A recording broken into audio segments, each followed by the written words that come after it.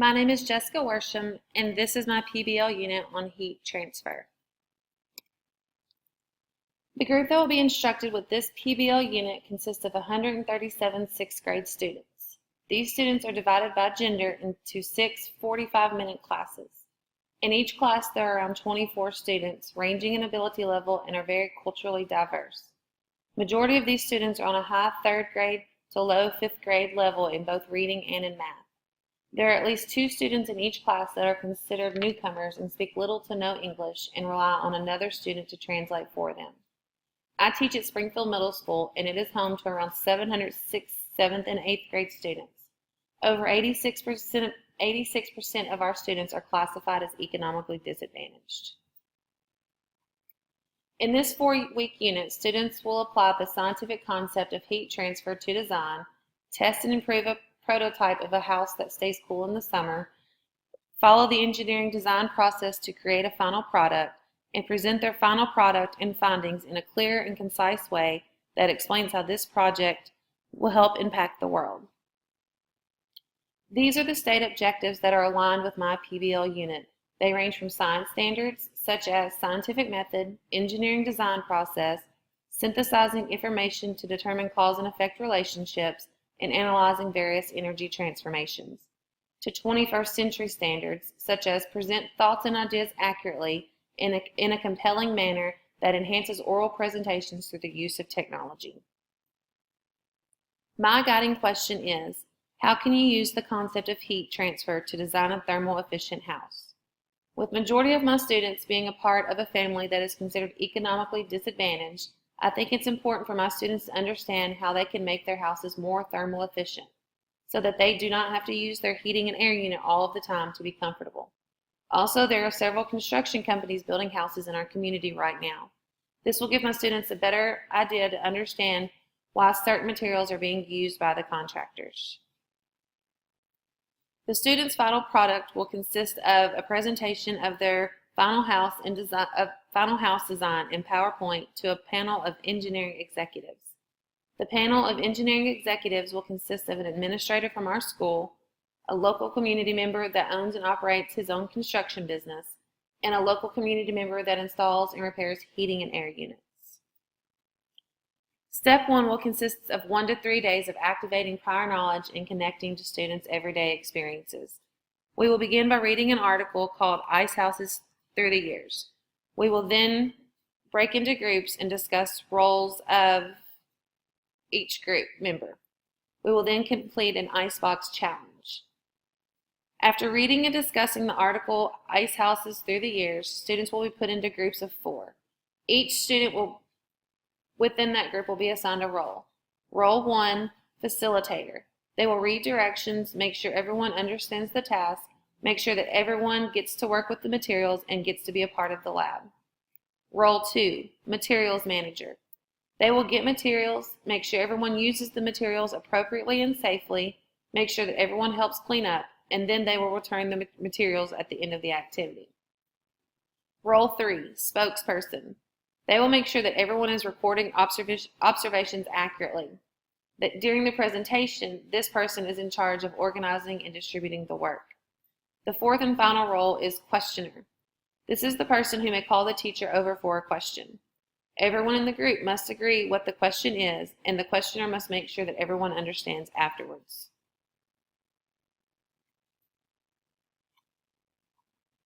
After roles have been assigned and everyone understands their job, I'll ask the question, can you keep your ice cube from melting?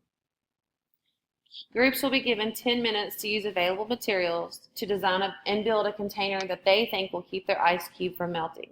These materials consist of anything I can find around my house and ask students to bring in from theirs. Some of the materials that have been brought in the past were tinfoil, lunch bags, plastic bags, duct tape, cardboard, and wax paper. After the 10 minutes of constructing their container, each group will be given a Dixie cup that has previously been filled with a half a cup of water and frozen. They will then place it in their container. They will be given 2 to 3 minutes to finalize their container, and then it will be placed outside in direct sunlight. After 15 minutes, we will weigh each group's remaining ice cube to determine who's melted the least. We will then have a discussion about the results and discuss why some ideas worked better than others. While we're waiting the 15 minutes during the Icebox Challenge, I will explain to them their independent work expectations and duties. Everyone will be expected to keep a science notebook. They will be responsible for defining vocabulary and answering questions each day. They will also be responsible for making observations and drawing pictures about each activity that we complete, and also reflecting after each activity about what they learned and any questions they may have. They will also need to reflect after each activity on how what they learned can help them build a thermally efficient house. After the Icebox Challenge activity, I will connect the project to students' prior knowledge and everyday experiences by asking the question, how can you stay cool on a summer day? Students will be given a take-home assignment of 1. Collecting information about how their house stays cool. They will draw and label their house or apartment staying cool in the summer without electricity. Second thing they will have to do is interview a person from their community. They will need to ask a family member or friend about ways a house can stay cool without using electricity and air conditioning. After that, we will start a discussion of heat by asking students several questions such as, what is heat? How do you know if something is hot? How do we feel heat? We will then conduct a quick experiment to get the key idea that heat moves from hotter areas to colder areas. After that, we will briefly discuss how heat moves in 3 different ways: conduction, radiation, and convection. During step 1, we will also introduce engineering. We will discuss what engineering is and what engineers do and the different types of engineering jobs. They will have several key vocabulary words to define during this step. Engineering, design, which is the creation of a plan for the construction of an object or a system, and constraints, anything that limits or restricts what they can do, such as materials or other social, environmental, safety, and economic constraints. During step 1, the ways I will assess are pre-assessment about engineering, design process, and heat transfers. I will check to see that key vocabulary is defined. I will check their notebook for observations and reflections, and I will also have them reflect on what they have learned so far and why they are doing this project. Also, any questions they may have. For step 2, it will take about 9 to 11 days. I will then introduce the concept of heat transfer. We will begin with radiation. We will conduct an inquiry-based experiment to help students understand radiation better. After that, students will then use the design process with radiation to answer the question, do different colors or coverings help keep a house cool? Which materials work the best? And each group will test one type of covering shading for a house. They will compare the results as a class and complete a journal entry in their science notebook.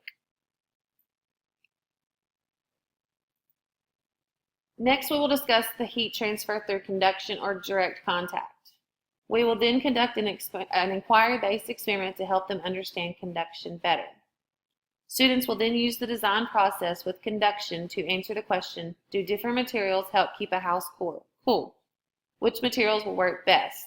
Each group will test out one type of insulation. They will then compare their results as a class and complete a journal entry in their science notebook. Next, we will discuss heat transfer through convection. We will conduct an inquiry-based experiment to help them understand convection better. Students will then use the design process with convection to answer the question, how can we think about convection in keeping our houses cool? How could you ventilate the house? What type of ventilations work best? Each group will test one type of ventilation. They will compare their results as a class and complete a journal entry in the science notebook. After all 3 types of heat transfer have been discussed, we will discuss the results of applying the 3 types of heat transfer. This will make them begin to think about how you can use these concepts to design a thermally efficient house. Step 2 assessments will be check in with each group as they build their structures for each type of heat transfer. I will ask questions as I walk around, and I will do a science notebook check to make sure that there are observations and drawings during each activity. I will also have them do a quick write after each form of heat transfer. I will then do a formal assessment of heat transfer and examples of each. I will have them draw a house to show how heat transfer affects thermal efficiency, and they will also write a reflection about what they have learned so far. During step 3, it will take 4 to 5 days. This is where they will do their final designs to show what they've learned in step 2, use the engineering design process to create a house that is thermal efficient, and test it. Each group will follow the design process. Ask what is the problem and what are the requirements. They will also look at their design specifications. Second step, explore. Research some initial ideas. They will research old ice houses designed for castles and for in Tennessee. They will also they will also research house designs in hotter regions of the United States. They will also think back to ideas from previous activities and ideas from their home or community or prior experiences. Third step, plan. Based on previous experiments and research, they will plan what they want their house to look like and the materials that they will use. The next step is create. They will build their design. The next step, they will test and redesign. Test their design and record data. Temperature of design versus outside temperatures. They will identify improvements that can be made and redesign where needed. Their final design will then be constructed. For the final design, students will need to keep a running list of materials they are using. During their presentation, they will have to list the quantity and cost of the materials that went into building their home. For step 3 assessments, I will walk around the room to monitor progress of groups as they work. I will schedule a time to check in with each group to make sure that they are on task and on time. I will then assess their creation of their final prototype. I will also check their science notebook for observations and reflections. Step 4, 2 to 3 days. They will make a PowerPoint that includes an explanation of how this project builds on the work of others, home, community knowledge, current building techniques. It will also include the methods of coming up with the actual design of their final home. It will also include the testing and data collection of each experiment that they conducted. They will include a drawing, a diagram, or a picture of their final design with each part labeled. And they will also explain the ways their team uses heat transfer to keep the house cool. Other things that will be included in the PowerPoint are describe how your project solves the problem of thermal efficiency. They will answer the question, did the design do what it was supposed to do, and were there any problems? How does this project help address a real problem? And any recommendations or implementations for the future. They will then present their project to the class and the panel of engineering executives. For step 4 assessments, I will walk around the room to monitor progress of groups as they work on their PowerPoints. I will also assess the creation of their final design by using a rubric and of their PowerPoint presentation through rubric. I will do a final science notebook check, and I'll also make them answer questions for a self-reflection. These are the instructional aids and resources that I used.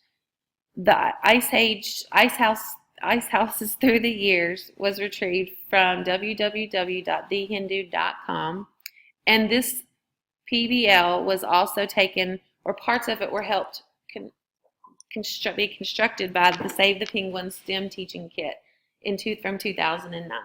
Thank you for listening.